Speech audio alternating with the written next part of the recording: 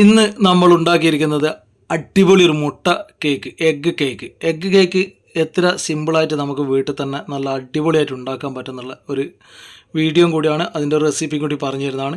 അപ്പോൾ ഇതുപോലെ നല്ല സ്പോഞ്ചായിട്ട് നമ്മൾ കാണുന്ന ഒരു പട്ടുമെത്ത പോലെ കാണുന്നുണ്ടാവും നിങ്ങൾക്ക്.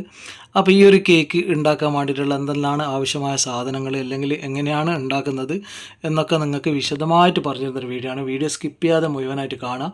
നിങ്ങൾ ആദ്യമായിട്ടാണ് ചാനൽ വീഡിയോ കാണുന്നതെങ്കിൽ വീഡിയോ താഴെ പോയി സബ്സ്ക്രൈബ് ചെയ്യാം. അപ്പോൾ അതിന് ആവശ്യമായിട്ടുള്ളത് നമുക്ക് 4 മുട്ടയാണ് നമ്മൾ ഇവിടെ എടുത്തിട്ടുള്ളത്. 4 മുട്ട നമ്മളിവിടെ പൊട്ടിച്ച് ഒഴിക്കുന്നുണ്ട് ഒരു പാത്രത്തിലേക്ക്. നമ്മുടെ നാട്ടിലൊക്കെ പണ്ടൊക്കെ കിണ്ണം എന്ന് പറയുന്ന പോലെ ചെറിയൊരു അലുമിനിയം പാത്രത്തിൽ, അലുമിനിയം സ്റ്റീൽ പാത്രത്തിലാണ് നമ്മൾ എടുക്കുന്നത്. പണ്ടൊക്കെ കിണ്ണം, ഓട്ടിൻ്റെ കിണ്ണം ഉണ്ടാകുമായിരുന്നു. അതിലേക്കൊരു പിഞ്ച് ഉപ്പ് ഇട്ട് കൊടുത്തിട്ടുണ്ട്. പിന്നെ അല്പം ഒരു അപ്പക്കാരാണ് കേട്ടോ ചേർത്തത്. ഇനി ഇത് നന്നായിട്ട് ഒരു 1-1.5 ഏലക്കായിൻ്റെ ഒരു ഇത് കുരുവും കൂടി നമ്മൾ ചേർത്തിട്ടുണ്ട്. ഏലക്കായി നിങ്ങൾക്ക് പഞ്ചസാരയും കൂട്ടി മിക്സ് ചെയ്തിട്ട് പൊടിച്ചിട്ട് ചേർത്ത് കൊടുക്കുക. അതിലേക്ക് 1 ഗ്ലാസ് പഞ്ചസാര ചേർത്ത് കൊടുത്തിട്ടുണ്ട്.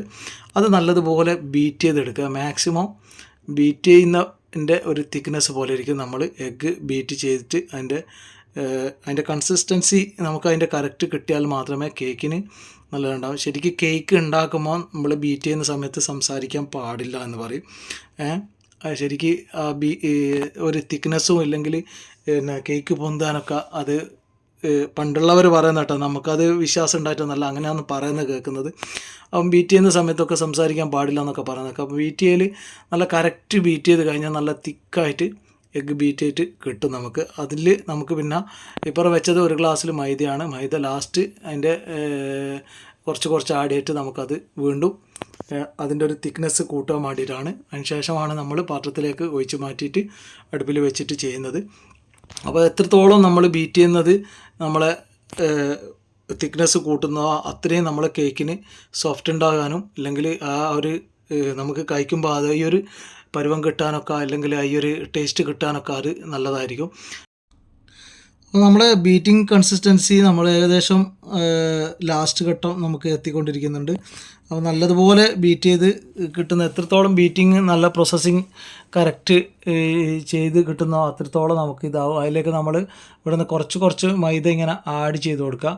മൈദ ആഡ് ചെയ്യുന്നതിനനുസരിച്ച് ഒന്നുകൂടി തിക്നെസ് കൂടാനുള്ള സാധ്യതയ്ക്ക് വേണ്ടിയിട്ടാണ് മൈദ ആഡ് ചെയ്ത് കൊടുക്കുന്നത്. നമ്മൾ മൈദ ഒന്നായിട്ട് ഇട്ട് കൊടുക്കരുത്, കുറച്ച് ഇട്ട് കൊടുത്തിട്ട് നമ്മൾ ഇതിലേക്ക് പിന്നെ ഒന്നും കൂടി ബീറ്റ് ചെയ്തിട്ട് നല്ലതുപോലെ തിക്ക് ആക്കിയിട്ട് കൊണ്ടുവരിക.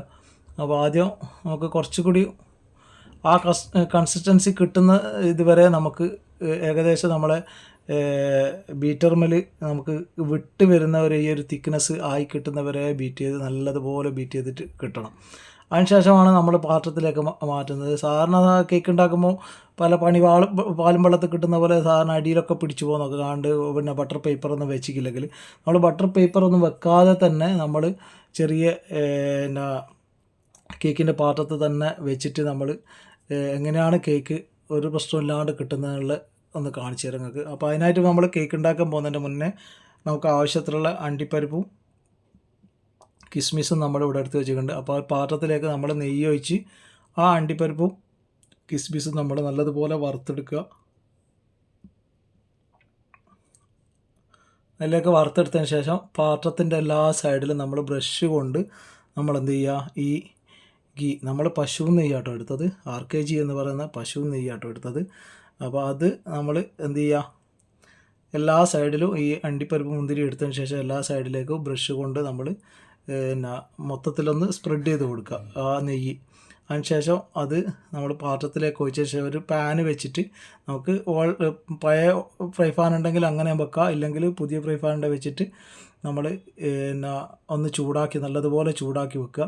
അതിനുശേഷം ഈ നമ്മൾ കേക്കിൻ്റെ പാത്രത്തിലേക്ക് നമ്മൾ ഈ മിക്സ് ഒഴിച്ച് വെച്ച ശേഷം ഒന്ന് പ്രസ് ചെയ്ത് ഒന്ന് ചെറുങ്ങനെ ഒന്ന് തട്ടി ലെവലാക്കി എല്ലായിടത്തിലും തിക്ക് വരാൻ വേണ്ടി വെച്ച ശേഷം അതിനുശേഷം നമ്മൾ ഫ്രൈ പാനിലേക്ക് എടുത്തിട്ട് വെക്കുക.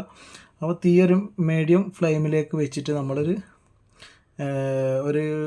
10 മിനിറ്റോളം നമ്മൾ വെക്കുക. അതിന് ശേഷം നമ്മളൊന്ന് തുറന്ന് നോക്കിയതിന് ശേഷം ഒരു പൊന്തി വന്നതിന് ശേഷം നമ്മൾ എന്താ ചെയ്യുക, നേരത്തെ വറുത്ത് വെച്ച് അണ്ടിപ്പരിപ്പും മുന്തിരിയും ഒന്ന് ഇട്ട് കൊടുക്കുക, കുറച്ചിട്ട് കൊടുക്കുക. കുറച്ച് നമുക്ക് ലാസ്റ്റ് ഇടാൻ വേണ്ടിയിട്ട് വെച്ചിട്ടുണ്ട്. അപ്പോൾ കേക്ക് നമ്മൾ ഇതുപോലെ അതിന് ശേഷം ഒരു 10 മിനിറ്റ് കൂടി വെച്ചതിന് ശേഷം കേക്ക് ഇതുപോലെ നല്ല അടിപൊളിയായിട്ട് പോകുന്നത്. നമ്മൾ എന്ത് കത്തി കൊണ്ടോ ടൂത്ത് പിക്ക് കൊണ്ടോ കുത്തിക്കഴിഞ്ഞാൽ നമുക്ക് അതിൽ പൊട്ടിപ്പിടിക്കുന്നില്ല എന്നുള്ളൊരു ആയി കഴിഞ്ഞാൽ നമ്മൾ തീ ഓഫ് ചെയ്യുക.